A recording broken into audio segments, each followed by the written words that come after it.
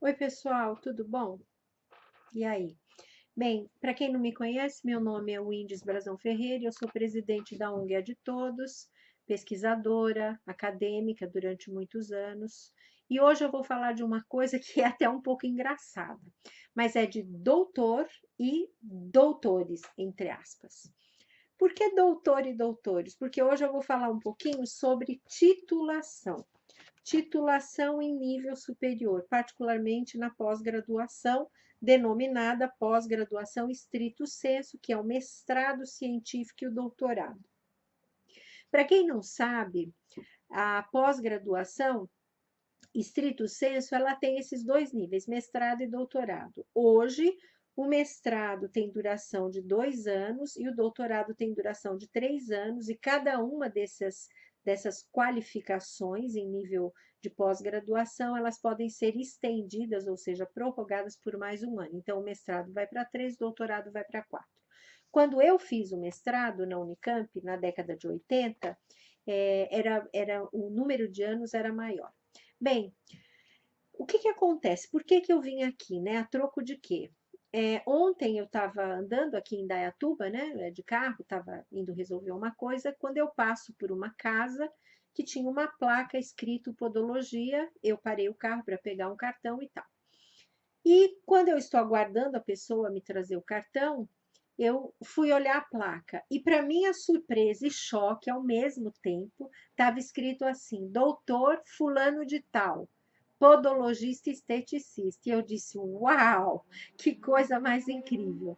E isso me motivou a finalmente sentar aqui e conversar um pouquinho sobre essa questão da titulação e sobre como os doutores se proliferam no país e a gente fica absolutamente pensando em dois elementos. Primeiro, que é uma propaganda enganosa.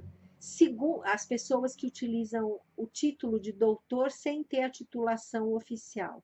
E segundo, é a desvalorização do título de doutor para pessoas como eu. Na verdade, eu sou doutora em filosofia, mas eu já falo isso para vocês já já. Então vamos lá. Eu fiz primeiro uma graduação na PUC de Campinas, em 1900, foi de 1977 a 1980, e aqui está o meu diploma, né? Então, eu fui titulada como bacharel em fonoaudiologia, ok?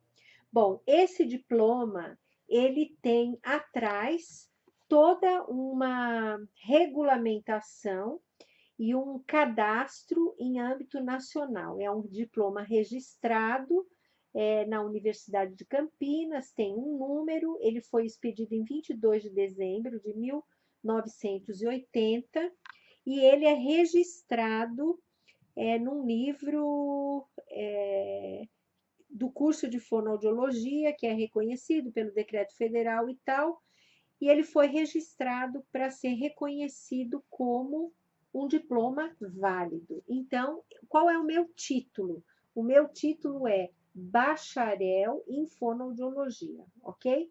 Bom, várias profissões, elas formam bacharéis, por exemplo, direito, né? A pessoa faz 5 anos de direito, ele conclui o direito e forma bacharel.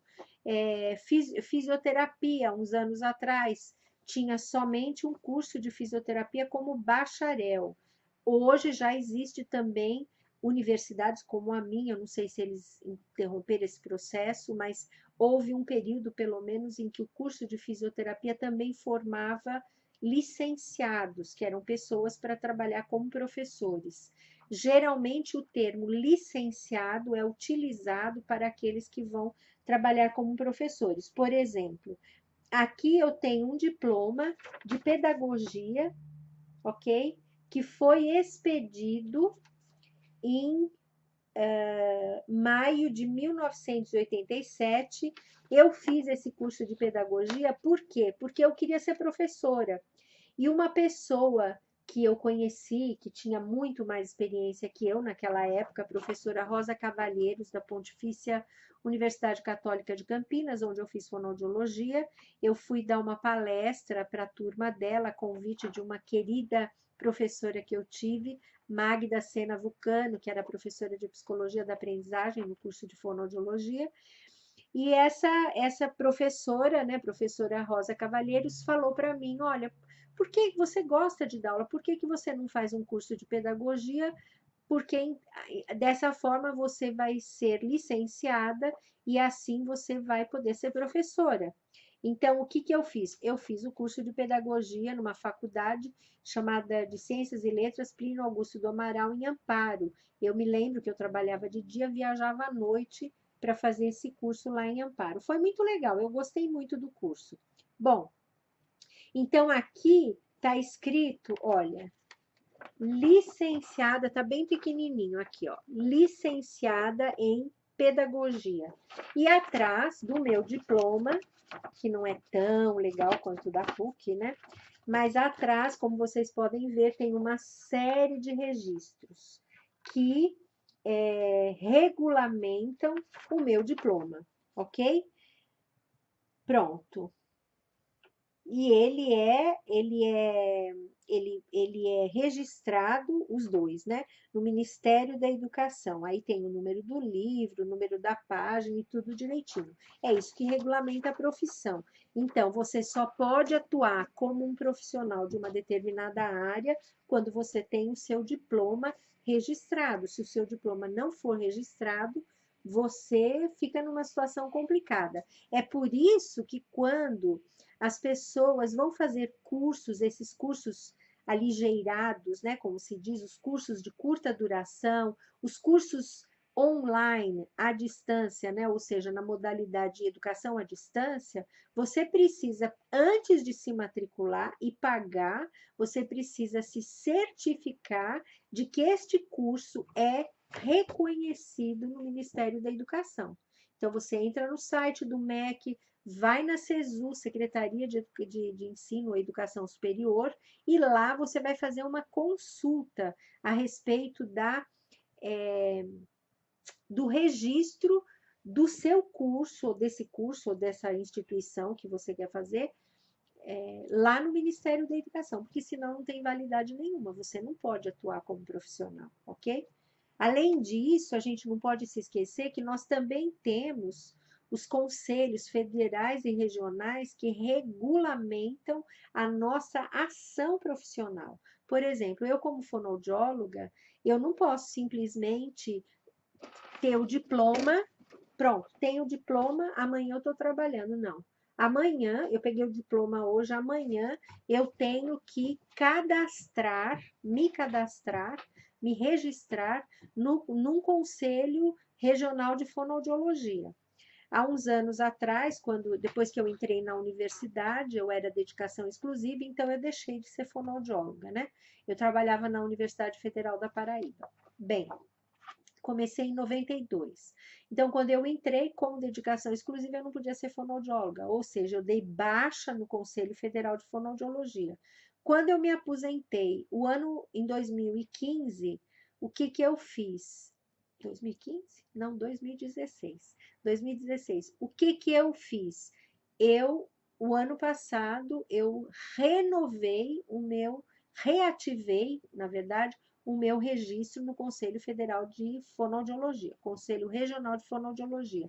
E mudei também de região, porque originalmente eu estava cadastrada no Conselho Regional de Fonoaudiologia da 4ª região, que é no Nordeste. E agora, como eu moro no estado de São Paulo, que é o meu estado natal, eu estou registrada no Conselho Federal de Fonoaudiologia da região Sudeste. Bem, aí terminou o seu curso de graduação. Por alguma razão na sua vida, você decide fazer um curso de pós-graduação stricto sensu. Eu não estou falando aqui dos cursos chamados de especialização, que são cursos denominados lato sensu. Em outro momento eu explico a diferença entre lato e stricto sensu. Bom, o curso de pós-graduação stricto sensu é o mestrado e o doutorado. No caso, eu vou falar agora do mestrado e doutorado científico, porque hoje nós também temos mestrado profissionalizante. Bem, Então, no meu caso, em 1986, eu entrei para o programa de pós-graduação em educação da Unicamp. E eu fiz, então, um mestrado estrito sensu, ou seja, eu fiz as disciplinas que eram exigidas pelo programa e fiz uma dissertação, apresentei para uma banca de qualificação e banca de avaliação, que é a banca final, constituída por 3 professores, na verdade, 2 professores e o meu orientador, e recebi, então, um diploma. Então, o meu diploma da Unicamp, ele é um diploma que foi cadastrado, nossa, até demorou, agora que eu estou vendo, o cadastro dele demorou bastante. Eu terminei o mestrado em 1992, mas o diploma mesmo foi cadastrado em 95. Então, veja só, que foi quando saiu o doutorado, né? Ah, não, 93, engraçado, eu achava que era 92, estava enganada, 93. Então, aqui está escrito, Universidade Estadual de Campinas, o reitor da Universidade Estadual de Campinas, no uso de suas atribuições legais, tendo em vista a conclusão, em 3 de 11 de 93, do curso de pós-graduação, ministrado pela Faculdade de Educação, credenciado pelo parecer Conselho Federal de Educação, número tal de tal ano.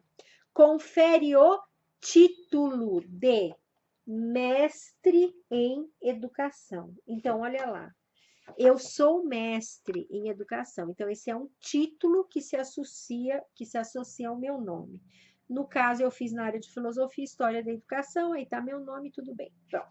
Então, este diploma, ele me dá um título. Da mesma forma que o meu curso de graduação me dá um título em fono, me dá um título de bacharel, o de pedagogia me dá um título de licenciada, o de mestrado me dá um título de mestre em educação, ok?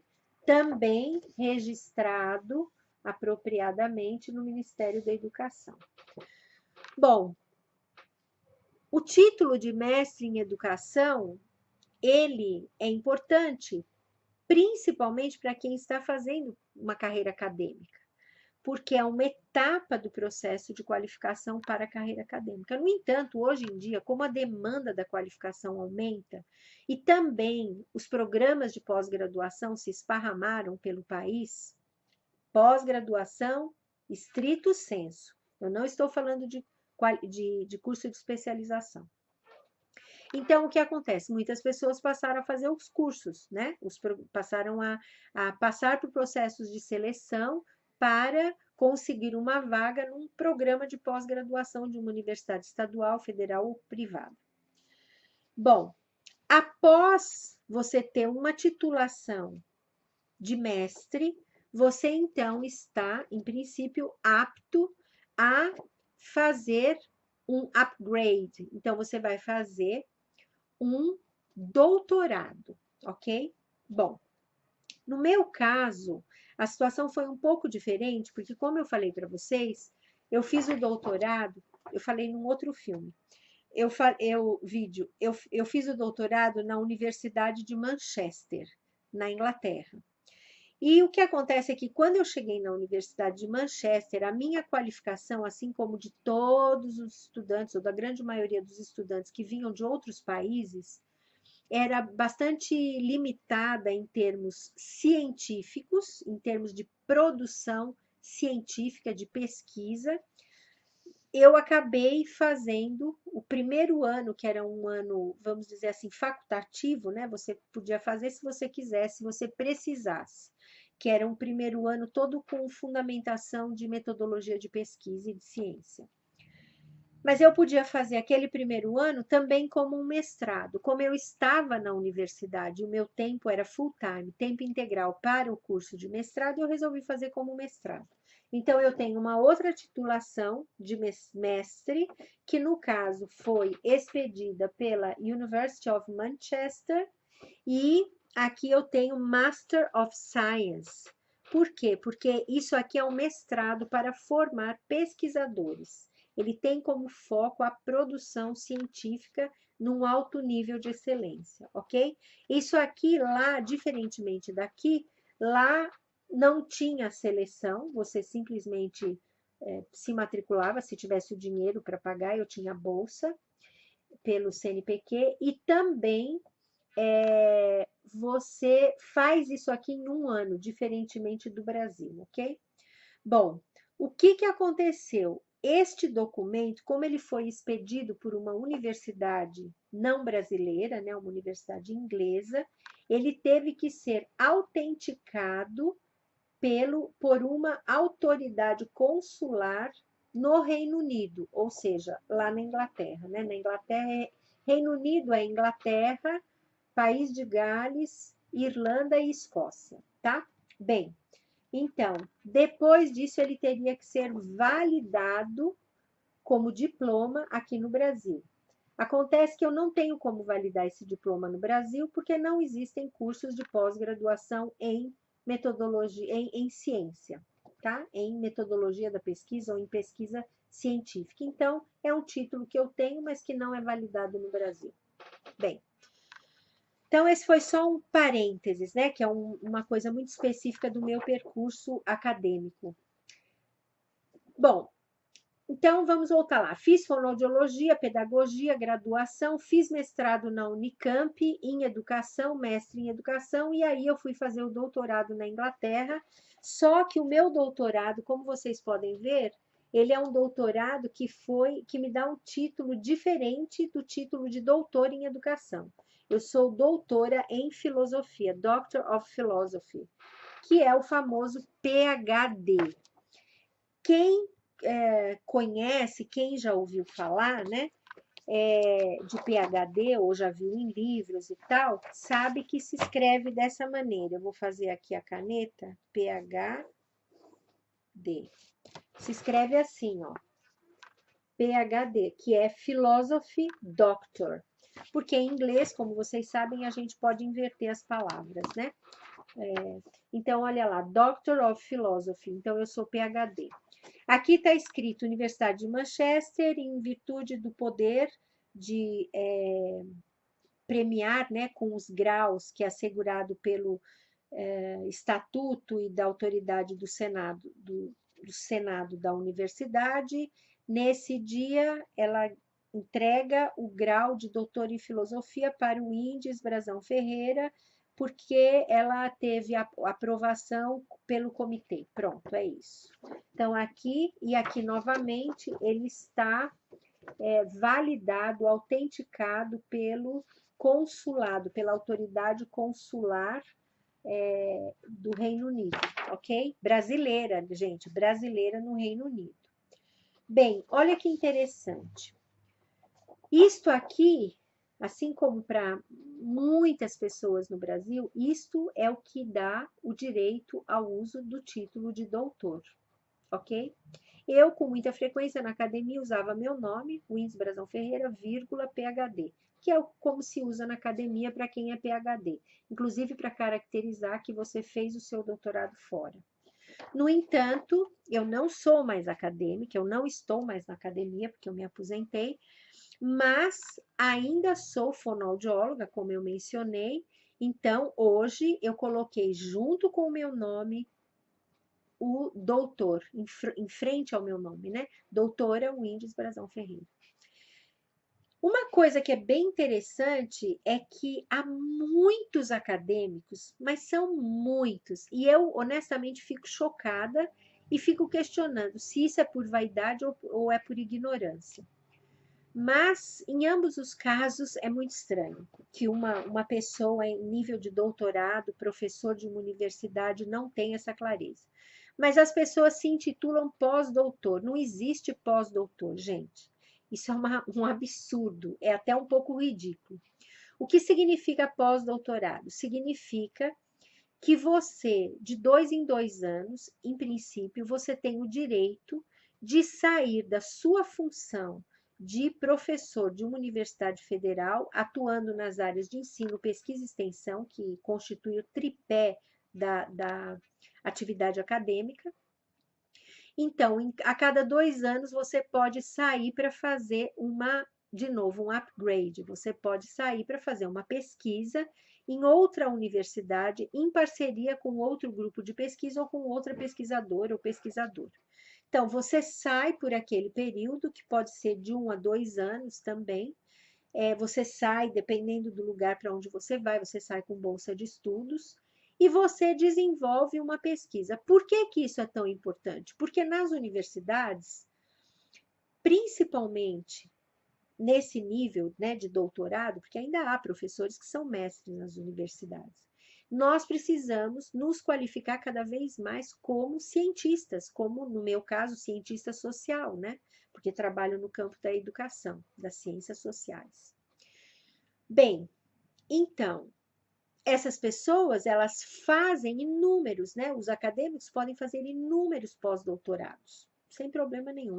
Tem gente até que faz como carreira, né? Eu conheço uma pessoa em particular, numa universidade no estado de São Paulo, que já está indo para o seu 3º ou para o seu 4º pós-doutorado no mesmo programa de pós-graduação, porque é uma pessoa útil, entre aspas, para o programa e fica fazendo pós-doutorado, recebe bolsa regularmente, e, enfim, não tem uma carreira acadêmica sistemática que foi iniciada a partir de um concurso público.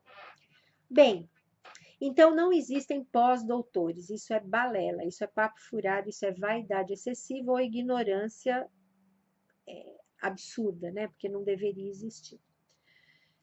Agora, vamos voltar lá para o começo dessa conversa, né? O doutor versus doutores, né? No Brasil, a gente tem uma história muito recente de programas de pós-graduação e de universidade, né? A primeira universidade brasileira que foi fundada foi a USP em 1934.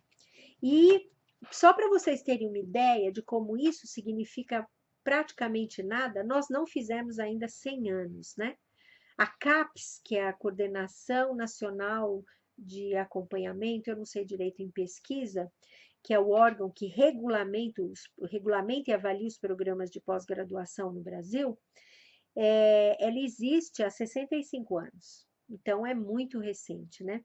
Só para vocês terem uma ideia, a Universidade de Bolonha, ela foi fundada na Itália em 1088. A Universidade de Oxford, ela foi fundada em 1096. E a USP foi fundada em 1934. Então, por aí você já vê que a gente tem na Europa, para onde eu fui, né? Eu fui para Inglaterra, onde está Oxford. Só que eu fui para Manchester, que é no nordeste da Inglaterra. Eles têm uma história de mais de 800 anos de pesquisa. Então, nós estamos ainda engatinhando. Quando se trata, por exemplo, de produção científica, né, para quem é da área, os trabalhos, eles ainda requerem desenvolvimento em termos de qualidade de produção científica. As teses de doutorados e as dissertações de mestrado, a mesma coisa, né?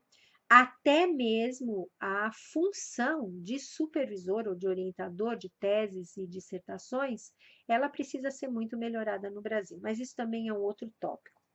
Então, o que eu queria dizer para vocês é o seguinte, eu queria iniciar aqui uma campanha de conscientização e queria fazer um apelo aos órgãos públicos, principalmente ao Ministério da Educação, à Secretaria de Educação Superior, a CESU, que começasse a considerar uma regulamentação no sentido de impedir que pessoas que são bacharéis ou licenciados utilizem o título de doutor, porque isso desvaloriza um grupo que ainda é pequeno, mas que está em processo de crescimento, de profissionais que estudam 5 a 10 anos mais na sua carreira acadêmica, produzindo cientificamente para utilizar, né? Eles são qualificados para poder ter um título de doutor. Algumas pessoas vão dizer, isso é preconceito, isso como é que fala? Reserva de mercado. Não, não tem nada a ver com isso, tem a ver com correção política administrativa, que você usa o título que é apropriado para a sua formação. Então, meus queridos médicos, veterinários, fisioterapeutas, engenheiros, advogados, dentistas, parem de utilizar o título de doutor na frente do seu nome. Ou então, se você quer utilizar, vá fazer mestrado, doutorado, vá se tornar um pesquisador, vá contribuir para o desenvolvimento do conhecimento científico na sua área e aí use o título de doutor legitimamente. Eu vou encerrar aqui dizendo: podologistas, esteticistas, me perdoem, mas eu posso estar enganada, mas eu acredito que, claro, reconheço a importância que vocês têm na vida da gente, perfeito. Mas eu acredito que um curso de podologia e um curso de esteticista não é nem em nível de graduação. Então, nem um título de graduado, bacharel ou licenciado vocês devem ter. Então, vocês não podem, não devem utilizar o título de doutor. Sim, eu ia terminar essa história contando para vocês uma coisa interessante que aconteceu comigo há muitos anos atrás. Eu sou de São Paulo, nasci em São Paulo, né? Como eu já falei, eu fiz fonoaudiologia na PUC de Campinas. Em 1988, eu me mudei para João Pessoa, na Paraíba, no Nordeste brasileiro, uma cidade linda, maravilhosa, um paraíso. E, enfim, comecei a fazer várias atividades como fonoaudióloga e num belo dia, uma pessoa muito querida, ela me convidou para dar um curso sobre avaliação de linguagem. Eu montei o curso, passei os dados para ela, Edésia Gomes, né, a dona da Casa do Psicólogo, uma pessoa muito querida, uma grande guerreira. E aí ela fez, eu me lembro, eu ainda tenho isso, um cartaz deste tamanho assim, simples, mas com o meu nome, os dados do curso, e quando ela colocou o meu nome, ela colocou em letras garrafais, doutora.Windes Brazão Ferreira.